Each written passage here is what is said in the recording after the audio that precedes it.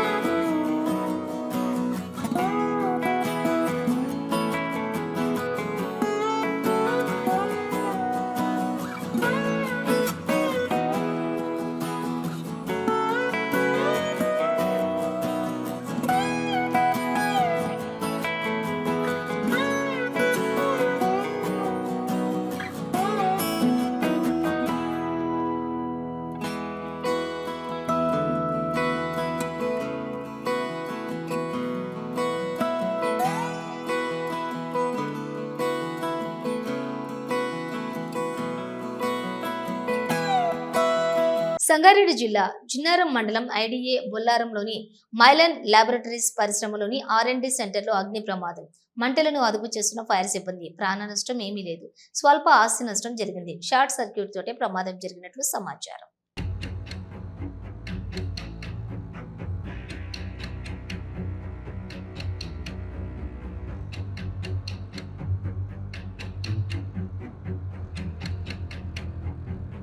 ₹1,70,00,000 ప్రభుత్వ ఏరియా ఆసుపత్రికి శ్రీకారం చుట్టిన ఎమ్మెల్యే గుడెం మహిపాల్ రెడ్డి.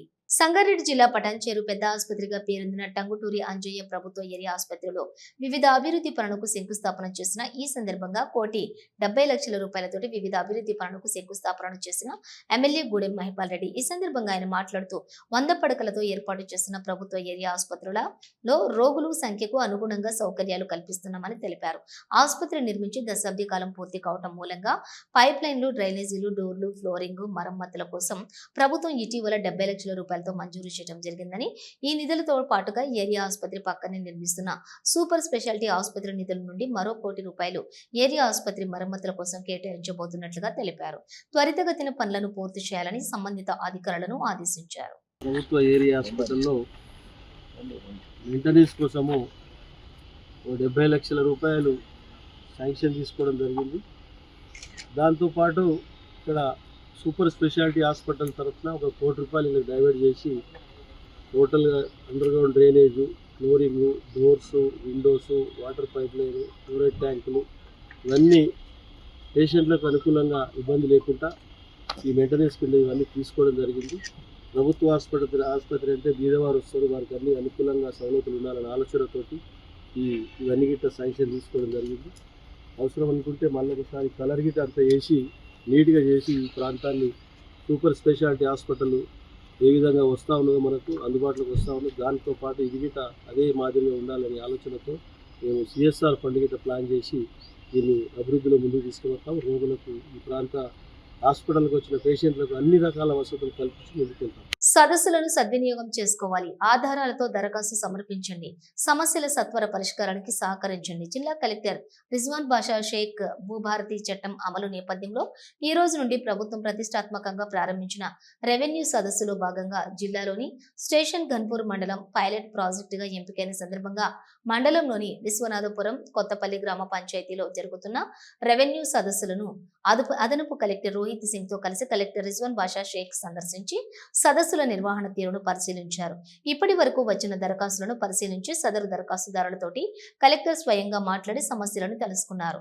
అనంతరం అక్కడ ఉన్న రెవెన్యూ అధికారులకు సదస్సుల నిర్వహణ తీరుపైన కలెక్టర్ పలు సూచనలు ఇచ్చారు. దరఖాస్తుదారులు తమ సమస్యలను తెలపడంతో పాటు వాటికి సంబంధించిన ఆధారాలను కూడా దరఖాస్తుతో సమర్పిస్తే అట్టి సమస్యలు సత్వరంగా పరిష్కరించేందుకు సులభమవుతుందన్నారు. అనంతరం ఘనపూర్ విశ్వనాథపురంలోని ఏర్పాటు చేసిన ఐకేపీ కొనుగోలు కేంద్రాలను కలెక్టర్ సందర్శించారు. కొనుగోలు కేంద్రాల్లో నిర్వహిస్తున్న రిజిస్టర్లను పరిశీలించారు. తేమ శాతం రాగానే ధాన్యాన్ని కొనుగోలు చేసి వెంటనే మిల్లులకు తరలించాలన్నారు. తేమ శాతం వచ్చిన ఏ ఒక్క ధాన్యం గింజ కూడా కేంద్రాల్లో ఉండకూడదని, కొనుగోలులో ఎలాంటి అలసత్వం జరగకూడదన్నారు. ఓపీఎంఎస్ లో కూడా ఇప్పటికప్పుడు కొనుగోలు వివరాలు నమోదు చేయాలన్నారు. ఈ కార్యక్రమంలో స్పెషల్ డిప్యూటీ కలెక్టర్లు సుహాసిని, హనుమాన్ నాయక్, ఆర్డీఓ వెంకన్న, తహసీల్దార్లు, రెవెన్యూ సిబ్బంది పాల్గొన్నారు. మన తెలంగాణ ప్రభుత్వం భూభారతి చట్టాన్ని కొత్తగా అమల్లోకి తీసుకురావడం జరిగింది. అందులో భాగంగా లాస్ట్ 1 మంత్ నుంచి మనం అవగాహన సదస్సులు కండక్ట్ చేస్తూ వచ్చాం. సో ఈ మే ఫస్ట్ వీక్ నుంచి పైలట్ ప్రాజెక్ట్గా ఫస్ట్ ఒక మండలంలో భూభారతి చట్టం ఎలా అమలు అవుతుంది, ఎంత ఫాస్ట్గా అప్లికేషన్ తీసుకోవచ్చు, ఏ సమస్యలు పరిష్కరించవచ్చు అనే ఉద్దేశంతో ఘన్పూర్ మండలంని మొత్తం కూడా పైలట్ ప్రాజెక్ట్గా రెవెన్యూ విలేజెస్ 13 రెవెన్యూ విలేజెస్లో కూడా మనం షెడ్యూల్ వేసి ఫస్ట్ రెవెన్యూ విలేజ్ ఈరోజు ఫస్ట్ రోజు నుంచి ఈ రోజు నుంచే మనం స్టార్ట్ చేస్తున్నాము. సో కొత్తపల్లి గ్రామ పంచాయత్లో ఇక్కడ కూడా ఈరోజు స్టార్ట్ చేస్తున్నాము. సో ప్రతి 2 గ్రామాలకు కూడా సిబ్బంది కూడా పెట్టుకున్నాం. తహసీల్దార్ నుంచి, డిటి నుంచి, ఆర్ఐ, సర్వేయర్స్ మరియు junior assistant, senior assistant, data entry and every data కూడా రికార్డ్స్తో పాటు మేము తీసుకొచ్చాము. సో జనాలు పబ్లిక్ ఎవరైనా సరే రెవెన్యూ సమస్యలు ఉండి భూభారతి చట్టం ప్రకారము మీరు అప్లికేషన్స్ ఇవ్వవచ్చు. దాని ప్రకారం ఎంక్వైరీ చేయాల్సినవి ఎంక్వైరీ చేసి డిస్పోజ్ చేస్తాము. ఇన్స్టెంట్గా సాల్వ్ అయ్యేవి కూడా ఉంటాయి, అవి కూడా ఇన్స్టెంట్గా సాల్వ్ అయ్యేవి కూడా దానికి ప్రకారం కూడా మనం డిస్పోజ్ చేస్తాము. సో ప్రభుత్వ ఉద్దేశం ఏమిటంటే ప్రతి గ్రామానికి ఫస్ట్ పైలట్ ప్రాజెక్ట్గా ఘన్పూర్ మండలం కంప్లీట్ చేసుకున్నాక దీని నుంచి వచ్చిన ఫీడ్బ్యాక్ తీసుకొని జిల్లా వ్యాప్తంగా జూన్ 2 మొదటి వారంలో మనము జిల్లా వ్యాప్తంగా అన్ని మండలాల్లో కూడా భూభారతి చట్టాన్ని అమల్లోకి తీసుకొస్తున్నాము.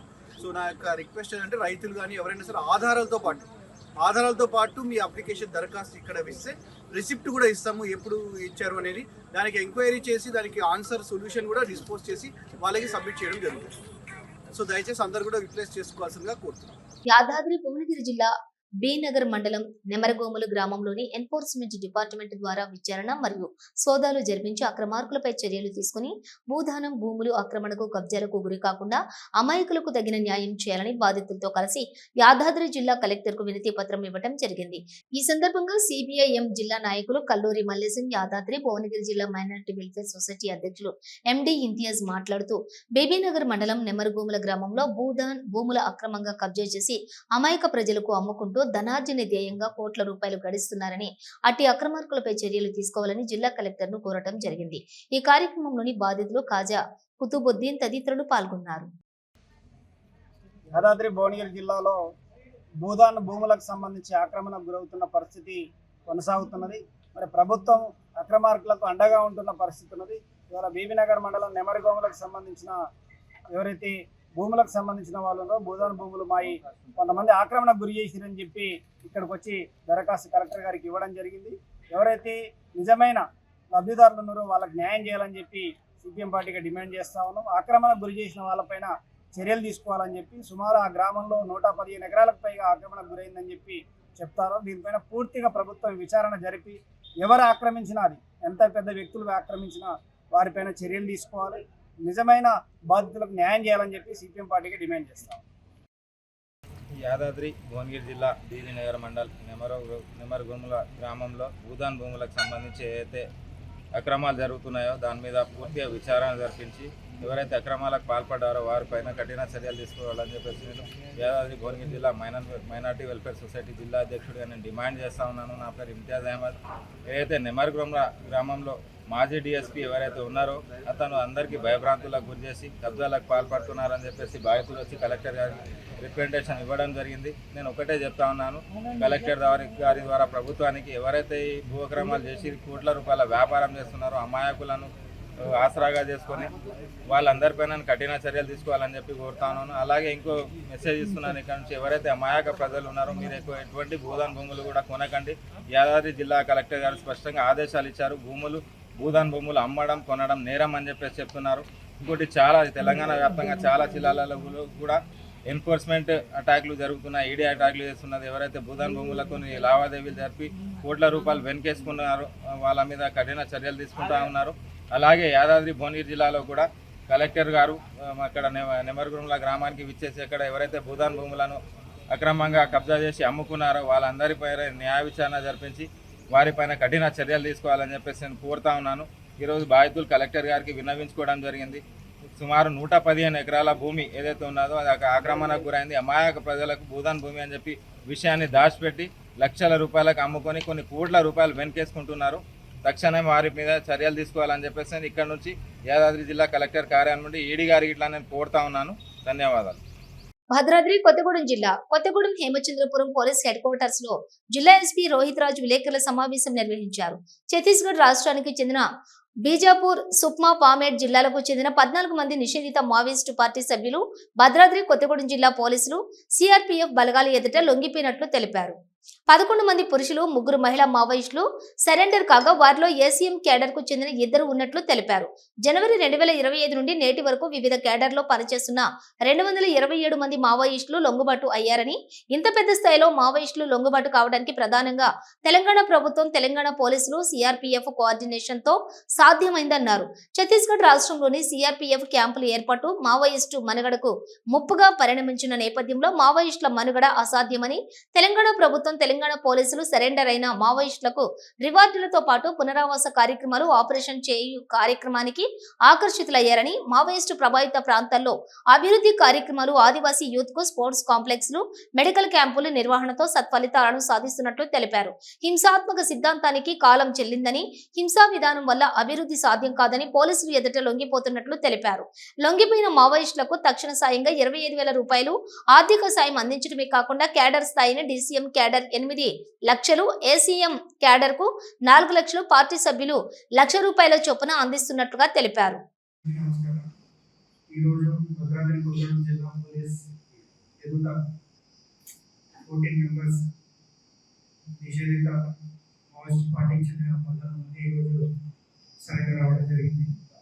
దీంట్లో 2 ఏరియా కమిటీ సభ్యులు, అదేవిధంగా 4 పార్టీ మెంబర్స్, మిగతా 8 మంది కూడా మిలిషియా మెంబర్స్, అదేవిధంగా ఆదివాసీ మహిళా సంఘటనలు, అదేవిధంగా విలేజ్ కమిటీ మెంబర్స్గా పనిచేసిన వాళ్ళు.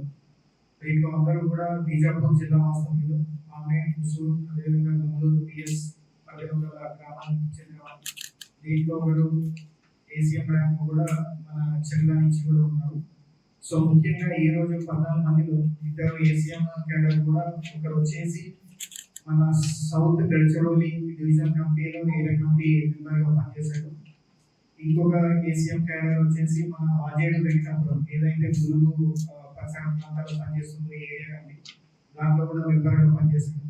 మిగతా 4 పార్టీ సభ్యులు, ఒకరు సిఆర్సీ సెంట్రల్ రీజనల్ కమిటీ దాంట్లో పనిచేశాడు, సెకండ్ సిఆర్సీ.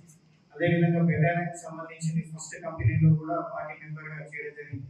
అది కాకుండా మిగతా వాళ్ళు మండేడ్ ఏరియా కమిటీ నుంచి కూడా ఉన్నారు. సో ఈ విధంగా ఈ రోజు 14 మంది కూడా మన ముందు సరెండర్ అవ్వడం జరిగింది.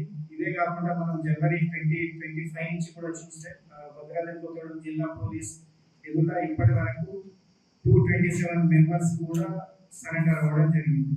దీంట్లో ముఖ్యంగా డివిజన్ కమిటీ స్థాయి మెంబర్స్ ఒకరు, ఏరియా కమిటీ మెంబర్స్ 11 మంది, పార్టీ మెంబర్స్ ఒక 27 మంది, అది కాకుండా మిగతా militia committee members, village committee members అందరూ కూడా మన జిల్లా ఎదుట లొంగిపోవడం జరిగింది. దీనికి అనేక కారణాలు ఉన్నాయి. ఒకటి, అక్కడ బీజాపూర్, సుక్మా జిల్లాలలో సిఆర్పిఎఫ్ క్యాంప్స్ ఎస్టాబ్లిష్ చేయడం వల్ల ఇప్పుడు వాళ్ళ మనుగడ సాధ్యం కాదని ఉద్దేశంతో లొంగిపోవడం ఒకటి. సెకండ్ ఇంపార్టెంట్ థింగ్ కూడా తెలంగాణ ప్రభుత్వం, అదేవిధంగా తెలంగాణ పోలీస్, ముఖ్యంగా భద్రాద్రి కొత్తగూడెం జిల్లా పోలీస్ ఏవైతే కమ్యూనిటీ కాంటాక్ట్ ప్రోగ్రామ్స్, అదేవిధంగా ఆత్మీయ సమ్మేళనం లాంటి ప్రోగ్రామ్స్ క్రియేట్ చేసి వాళ్ళకు అవేర్నెస్ క్రియేట్ చేస్తున్నారు. అంతేకాకుండా వీళ్ళు ఎవరైతే లొంగిపోతున్నారో ఇనిషియల్ గా ఒక టోకెన్ అమౌంట్ ఆఫ్ 25,000 వీళ్ళకి ఇవ్వడం జరుగుతుంది. దాని తర్వాత దగ్గరుండి వాళ్ళకు బ్యాంక్ అకౌంట్స్ ఓపెన్ చేయించి వాళ్ళ స్థాయికి దగ్గర డివిజన్ కమిటీ మెంబర్కి అయితే 8 లక్షలు, ఏరియా కమిటీ మెంబర్కి అయితే 4 లక్షలు, పార్టీ మెంబర్కి 1 లక్ష, ఈ విధంగా వాళ్ళకు ఎంత తొందర అయితే అంత తొందర ఆధార్ కార్డులు, బ్యాంక్ అకౌంట్లు ఓపెన్ చేసి వాళ్ళకి ఇవ్వడం జరుగుతుంది. సో దీన్ని చూసి కూడా వాళ్ళు బీజాపూర్, సుక్మా జిల్లా వాస్తవ్యులు అయినప్పటికీ కూడా తెలంగాణ ప్రభుత్వం, అదేవిధంగా తెలంగాణ పోలీస్, ముఖ్యంగా భద్రాద్రి కొత్తగూడెం జిల్లా పోలీస్ ఎదుట లొంగిపోతే వాళ్ళకు రావాల్సిన రివార్డ్స్ ఏవైతే ఉన్నాయో త్వరగా వస్తున్నాయన్న ఒక నమ్మకంతో కొత్తగూడెం జిల్లా పోలీస్ ముందు లొంగిపోవడం జరుగుతుంది. సో ఇంతే కాకుండా ఇప్పుడు కూడా మీరు చూస్తున్నారు, ఇప్పుడున్న పరిస్థితులలో కూడా వీళ్ళకు అక్కడ జీవించడం అనేది చాలా కష్టంగా మారింది. సో దీంట్లో చాలా మంది అమాయకులు ఉన్నారు, ఫోర్స్ఫుల్ గా కూడా దాంట్లో పనిచేయడం జరిగింది. వీళ్ళందరూ కూడా రియలైజ్ అయ్యి ఇప్పుడున్న ఏవైతే ఇంటీరియర్ విలేజెస్ లో కూడా మనం రోడ్లు అవన్నీ కూడా ఏర్పాటు చేయడం జరిగింది.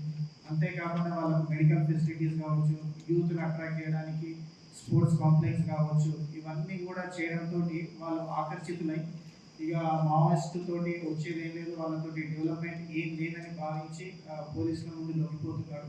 సో దీని అన్నిటికి కూడా కొత్తగూడెం జిల్లా పోలీసు, ముఖ్యంగా స్టేషన్లో పనిచేసే సిబ్బంది నుంచి ఎస్హెచ్ఓలు, ఏఎస్పీ, అదేవిధంగా ఓఎస్డి ఆఫీసు, అంతేకాకుండా మాకు ఎప్పుడు కూడా ప్రాపర్ కోఆర్డినేషన్ తోటి సిఆర్పిఎఫ్ ఆఫీసర్స్ 141 బెటాలియన్ కావచ్చు, అదేవిధంగా 81 బెటాలియన్ ఆఫీసర్స్, వీళ్ళు ఎప్పుడు కూడా మేమందరం ఒక ప్రాపర్ కోఆర్డినేషన్ తోటి ఈ ఎఫర్ట్స్ అనేవి పెట్టి మంచి రిజల్ట్స్ తీసుకొస్తున్నాము. మనకు ఎప్పుడు లేని విధంగా ఈ సంవత్సరము తెలంగాణలోనే హైయెస్ట్, అదేవిధంగా దేశంలో కూడా హైయెస్ట్ అని చెప్పుకోవచ్చు. ఇప్పటి వరకు 227 మెంబర్స్ సరెండర్ అవ్వడం అనేది.